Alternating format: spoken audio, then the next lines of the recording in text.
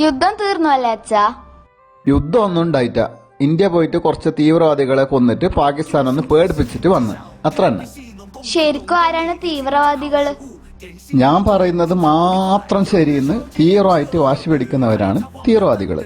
ഉദാഹരണത്തിന് നിനക്ക് കുളിക്കുന്ന ഇഷ്ടമല്ലല്ലോ, നീ പോയിട്ട് എല്ലാവരോടും പറയും കുളിക്കുന്നത് നല്ലതല്ല, അത് പ്രകൃതിക്ക് മോശമാണ്, മൃഗങ്ങളൊന്നും കുളിക്കാറില്ല, അതുകൊണ്ട് നമ്മളും കുളിക്കാൻ പാടില്ല എന്ന്. അപ്പൊ നിന്നെ പോലത്തെ മടിയന്മാർ കുറെ ആള് നിന്നെ സപ്പോർട്ടാക്കാൻ വരും.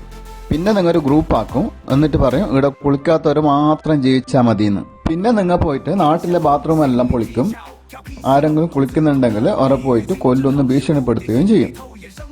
അപ്പൊ നിങ്ങളെ കുളിക്കാത്ത തീവ്രവാദികൾ എന്ന് വിളിക്കും.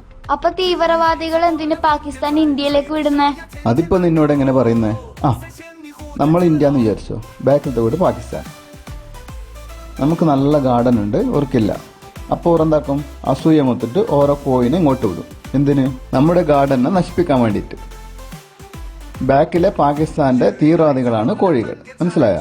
അപ്പൻ ഇന്ത്യ പോയിട്ട് തീവ്രവാദികളെ കൊന്നല്ലേ? ഇല്ല, നമ്മ ചെയ്ത പോലെ തന്നെ ഇന്ത്യ ആദ്യം അവരോട് കാര്യം പറഞ്ഞു. അപ്പൊ അവര് പറഞ്ഞു ഇതൊന്നും നമ്മുടെ ആൾക്കാരല്ലാന്ന്. അപ്പൊ നമ്മ തെളിവ് കാണിച്ചു. അപ്പൊ അവര് പറഞ്ഞു കോഴീനെ അവർ വിടുന്നതല്ല, അത് തനിയെ വരുന്നതാണെന്ന്. അപ്പൊ അമ്മക്ക് ചൊടി വന്നിട്ട് കല്ലെറിഞ്ഞിട്ട് കോഴീനെ കൊന്നില്ലേ, അതേപോലെ ഇന്ത്യ പോയിട്ട് തീവ്രവാദികളെ കൊന്നിട്ട് തിരിച്ചു വന്നു, അത്ര തന്നെ. അപ്പൊ അവര് തിരിച്ചൊന്നും ചെയ്തില്ല? അയാളപ്പോ ഇങ്ങോട്ട് കല്ലെറിഞ്ഞിന്, പക്ഷെ ആ കല്ലെല്ലാം നമ്മുടെ തെങ്ങിന് കൊണ്ടിട്ട് അങ്ങോട്ട് തന്നെ തിരിച്ചുപോയി. അതേപോലെ പാകിസ്ഥാൻ അയച്ച മിസൈലെല്ലാം ഇന്ത്യയിലേക്ക് എത്തുന്നതിന് മുമ്പ് തന്നെ ഇന്ത്യ തകർത്ത് കളഞ്ഞു. പിന്നെ എന്തിനാ നമ്മ നിർത്തിയേ? പോയി പാകിസ്ഥാനെ പൊടിയാക്കായിരുന്നില്ലേ?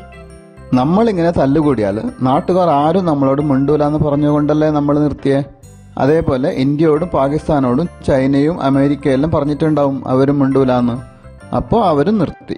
എന്ത് പറഞ്ഞാലും ബാക്കിലെ വീട്ടിൽ കോഴിയും നമ്മുടെ കല്ലും ഇപ്പോഴും ഉണ്ട്. അതുകൊണ്ട് യുദ്ധം എപ്പോൾ വേണമെങ്കിലും തുടങ്ങാം.